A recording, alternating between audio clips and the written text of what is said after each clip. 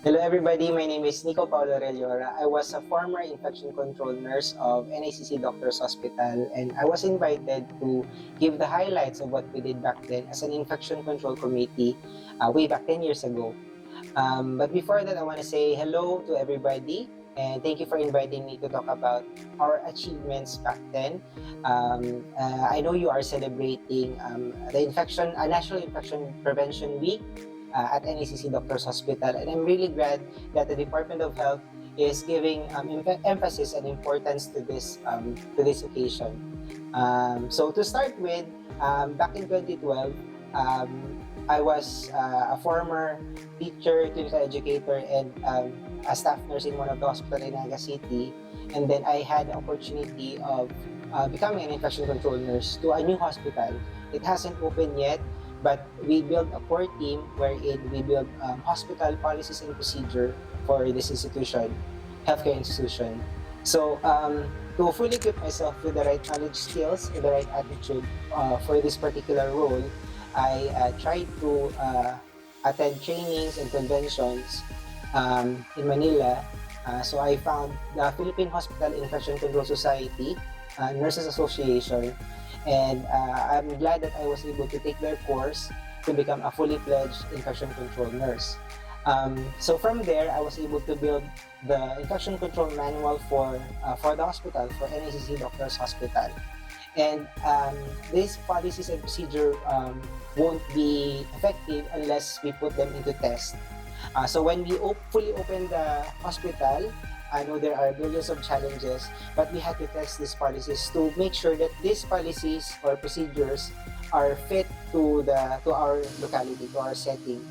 And I can't do this by myself. So my next step is to build an infection control committee. And of course, I will be the infection control nurse, the officer, and I have my boss, which is the infection control physician, who is still currently the infection control physician of NICC, Dr. Jose Manuel Ranyola.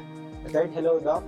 And I have as well members of each department in the hospital, from each wards, from the laboratory, linen department, from kitchen. So everybody has a member in this committee.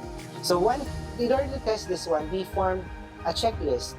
And by creating a checklist to ensure that everybody's doing proper hand washing or wearing the proper personal protective equipments, or observing proper infection control, we had to do this checklist. We audit the people who works in the hospital by ensuring that they comply with the policies and procedure. So at first, we were able to establish a data wherein it showed that the compliance of infection control in the hospital is quite poor. But because of the help of this committee, of the infection control committee, we were able to build creative ways on how to improve the compliance for the policies and procedure. And by the way, we call ourselves the infection control keepers or tickers, because we tend to make use of these tools, of the checklist. We take these tools in order to create data and make ways on how to impose proper infection control in our hospital. What else?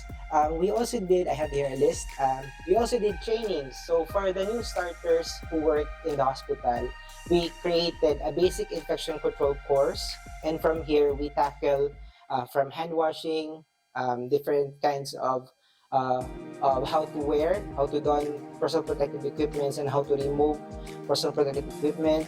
We tackled waste management. We tackled on how to, let's say, do surveillance for hospital-acquired infections. So these things we cover during the basic course of infection control.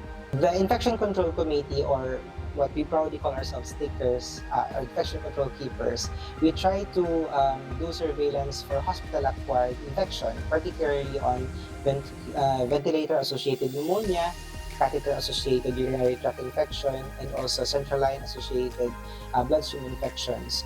We also deal with the SSI or surgical site infection, but it's quite difficult for us because back in the Philippines, we don't have community health nurses who can follow up with surgical wounds. So I can only focus more on the three hospital-acquired infection. Aside from doing that, there are also other communicable diseases that the Department of Health wants us to do surveillance, such as meningitis, tuberculosis. That's why we do have TB Dots program as well in the hospital. They also want us to tackle other communicable diseases that might put us in danger. And I know recently COVID-19 is a big topic, and I know everybody has been challenged by this communicable disease. But I think we have learned from our mistakes during the pandemic, and I think we've got the tools now to fight this infection.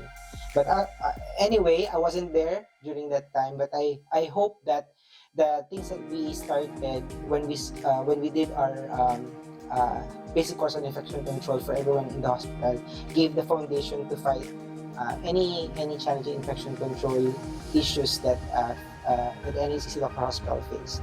But anyway, looking back in the other highlights of the hospital, we also established an antibiotic stewardship program because I know majority of us are trying to abuse the use of antibiotics in the Philippines, because you must have heard somebody say, I've got an inflammation, or I've got a pain, I'm gonna take an antibiotic.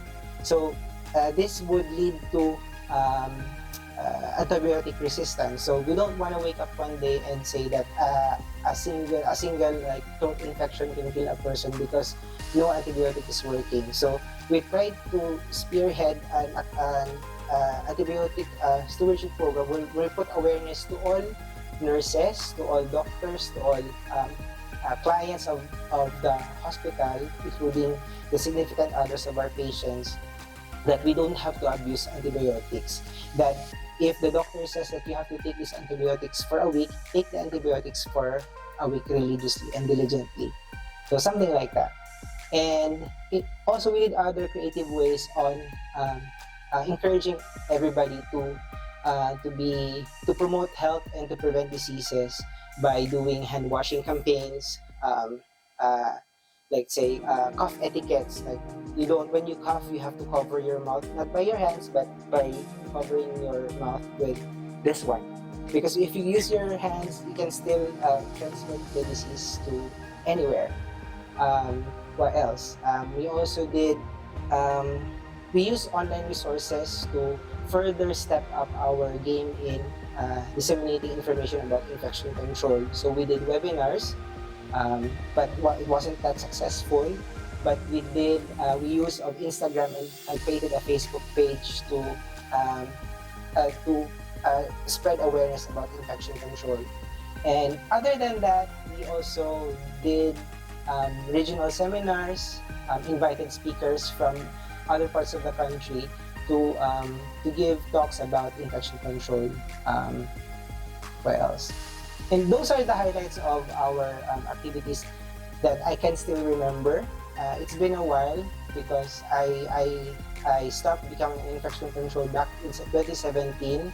That is 5 years ago.